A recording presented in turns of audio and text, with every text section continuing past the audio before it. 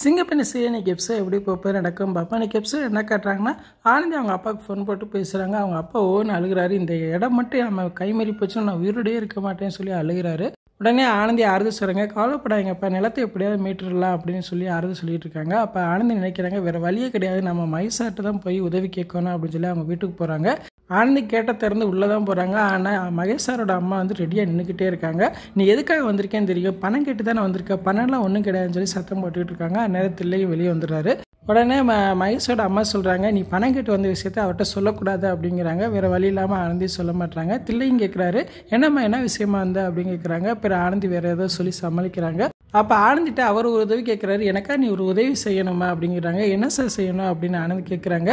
அப்போ தில்லை சொல்கிறாரு, நீ மகேஷை விட்டு கொஞ்சம் விலகி இருக்கிறதா உனக்கும் நல்லது, இங்கே எல்லாத்துக்குமே நல்லது அப்படின்னு சொல்கிறாங்க. இதை கேட்டோன்னா ஆனந்தி திகச்சு போய் நிற்கிறாங்க. பிறகு ஆனந்தி வேறு வழி இல்லாமல் சரின்னு சொல்லிட்டு வந்துடுறாங்க.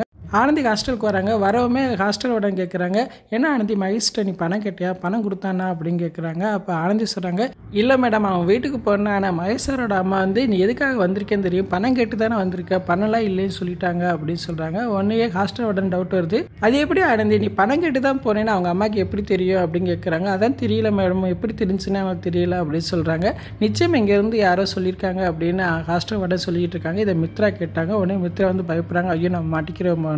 அதுக்கப்புறம் பார்த்தா அன்பு யோசனை பண்ணிக்கிட்டே இருக்காரு. ஆனந்தியோட நிலத்தை மீட்கணும்னா வேற வழியே கிடையாது, நம்ம வீட்டு பத்திரத்தை அடமானம் வச்சு தான் ஆனந்தியோட நிலத்தை மீட்க முடியும் அப்படின்னு முடிவு பண்ணுறாரு. இதனால் யாருக்கு தெரியாமல் வீட்டு பத்திரத்தை வெளியே எடுக்கிறாரு. அப்போ அவங்க அம்மா காலில் வந்து மன்னிப்பு கேட்குறாரு, வேறு மன்னிச்சிருமா, எனக்கு வேறு வழியே தெரியல, அதனால தான் இந்த பத்திரத்தை அடமானம் வைக்க போகிறேன் அப்படின்னு சொல்லிட்டு பத்திரத்தை எடுத்துகிட்டு அன்பு ஆனந்தியும் ஒரு இடத்துல போய் விசாரிக்கிறாங்க. இந்த பத்திரத்தை வச்சு எவ்வளோ அமௌண்ட்டு கிடைக்கும் அப்படின்னு கேட்குறாங்க. அவங்க கம்மியான அமௌண்ட்டு சொல்கிறாங்க. இதை கேட்டோன்னா அன்பு அதிர்ச்சியாகிறாரு, இல்லைங்க எனக்கு கொஞ்சம் நிறைய அமௌண்ட்டு வேணும், கிடைக்குமா அப்படின்னு சொல்லி வாக்குவாதம் பண்ணிக்கிட்டு இருக்காங்க. இன்றைக்கான எபிசோட் இப்படி தான் போகுது. ஃபுல் வீடியோ பார்த்துட்டு பேசுவோம். இந்த வீடியோ பிடிச்ச மாதிரி லைக் கொடுத்துட்டு மறக்காமல் சப்ஸ்கிரைப் பண்ணுங்கள். தேங்க்யூ.